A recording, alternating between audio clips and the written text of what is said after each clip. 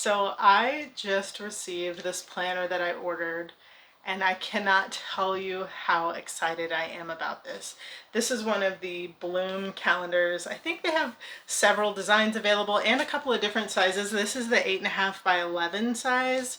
As you can see, it's got this gold colored spiral, and I gotta tell you, I'm not usually a good planner, but I've been so excited about just coming into the new year, really being intentional with my time.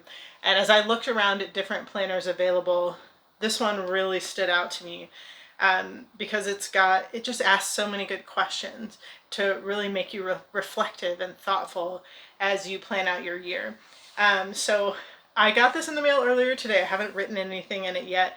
I spent some time reading through everything so that I could really process, because whatever I put down, maybe I should write with a pencil, and that way I can just erase something if I want to change it. But I just wanted to be really thoughtful about what I put in here. So I just want to take you through some of what's available here.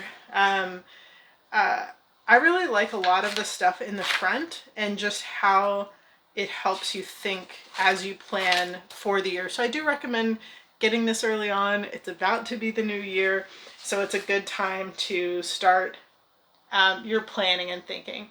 But that's okay if you get it in January or February and you get started a little later, that's all right too. You can still think through all of that then. You can still do planning for your year then. So this has a page where you can write a letter to yourself. Another thing to keep in mind as I talk through these things is that you don't have to do all of it. If you just want it for the calendar portion, use that portion. You don't have to use the first several pages. So this is kind of an area where you get to look over kind of how you would evaluate different areas of your life. And I think that's really cool. It gives you the ability to rate like relationships between 1 and 10, and then take notes about why you think that's where you're at with your relationships or your health and fitness. And I think I was just like, wow, that's awesome to really reflect on, because then when you get to the end of the year, you can look back and see if you've had growth, or maybe how you need to plan for the following year. Down here it has things not to do. So maybe habits you want to break. I know I have some, and they're going to go in here. And then we have values. It says the year of more and less. So the things you want to do more of, the things you want to do less of. Like, I want to spend less time on my phone, but I want to spend more time with my friends and family, whatever it is for you.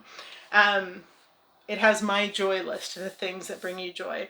I love myself because I feel best when, and it really makes you think of those things. I feel best when I spend my time and then blank, so you can kind of fill in that blank.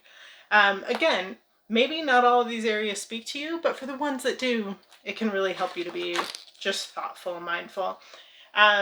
This is 5 goals for the year, things to look forward to, new things to try, so on, so on. There's just so much here. It gives you the ability to do a little mini vision board in the book. And it's got some stickers in the back for you to use. This is something I actually did before I got this book, and I was really excited that they have this in the book, because I'm going to put this in, but it's my ideal week. And for me, this is so important to kind of have a template of how I'd like for things to go. But I want to give you at least a tip that I find really helpful. When I have a schedule and I want it to go a certain way, I have to give myself grace for the times when it doesn't, for the times when something comes up and it changes a little bit. Because sometimes when we have a plan and it gets messed up even a little bit, we feel like, oh, well, I blew the whole plan, and we quit and we don't finish, And so I think it's really important with something about it being your ideal week is to know that there might not be a week in the entire year where this is perfect, right? Where you do it all perfectly. But I think the idea is to be able to kind of stick to something, to keep going back to it, to try again the next day, and just be as close as you can to it. That's good for me. Maybe that's not good for everyone, but that's good for me.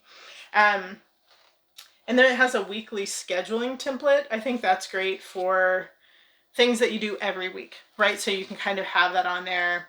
know what you've got coming up. Monthly spending summary. I do a lot of my spending stuff in my computer in a spreadsheet.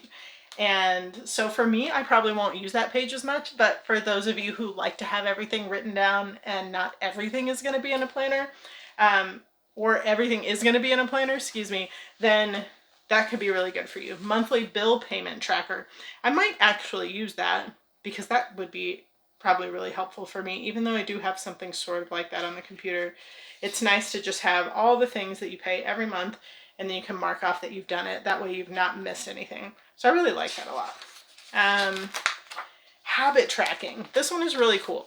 So it lets you put in like a habit for the month, and then you get to check off every day that you did that habit. And then the next month, you can put in a new habit if you want, or you can put in that same habit that you're trying to track for the whole year.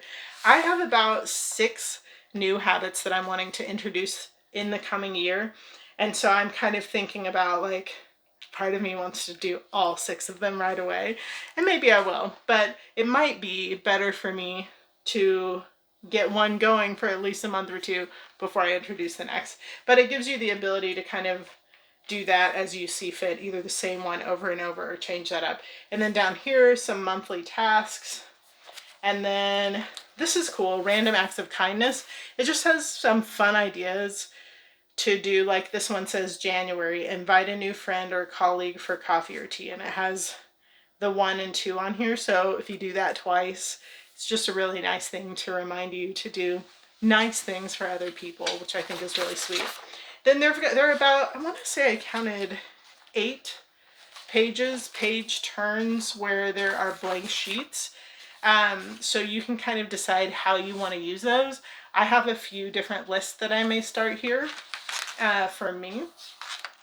One thing that I want to do this year is at least a couple of times a week write a greeting card or a postcard to different people that have been meaningful in my life. Let them know I'm thinking about them. I've already ordered my cards and my postcards and my stamps. I haven't had stamps in years, but I've done that because I'm going to be intentional. So I may make a list on one of these sheets about who all I want to write. So that's just an example of a way to use that. And then, let's see, then we start into the calendar. So this one says December, January, and that's only because the first Monday kind of going into the new year is still in December. And so anytime your first page crosses between months, it's going to have both of those there. And then you have each day listed throughout the week. You have your habit tracker at the top, which I think is super cool. And then the week's priorities, so that you have just a few things that you put down that are maybe bigger, that you're going to make sure you take care of. So then you just go throughout the year. I like that it has the tabs for the months, so you can kind of see that there. And then at the end, it has important dates for the following year that you can jot down. It has a 2026 calendar that you can review. And it has some monthly highlights that you can record from the year as you go.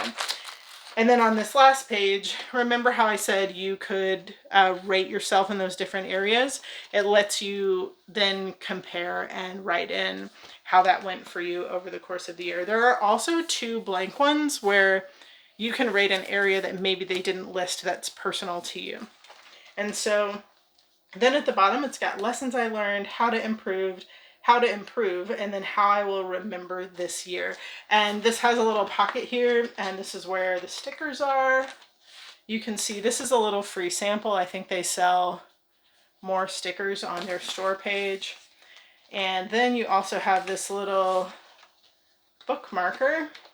So you can, it's like a magnet, and you can take it to like hold your spot in the book for where you're at. I love this. I'm super excited to use it. I hope the next time I do another review on this, after I've filled it in, you will see that I've been faithful. So we'll see. Wish me luck and good luck to you.